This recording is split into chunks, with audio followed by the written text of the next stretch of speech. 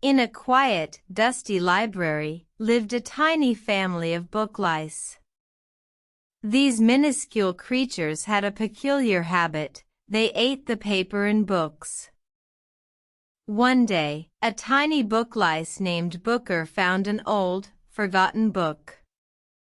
He was overjoyed and started munching on the yellowed pages.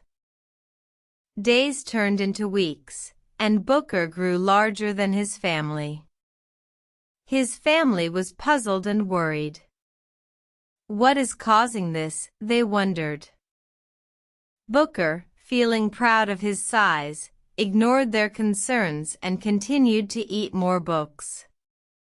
But soon, he started to feel unwell. His family noticed and tried to reason with him. "Booker, your food is making you sick. We are booklice. We are meant to live on mold and fungi, not books." Booker, realizing his mistake, felt remorse. He apologized to his family and promised never to eat books again.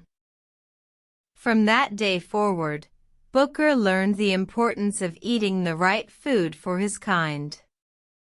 He shared this lesson with his family and all the booklice in the library. The moral of the story is, always choose wisely what you consume, for it can either nourish or harm you.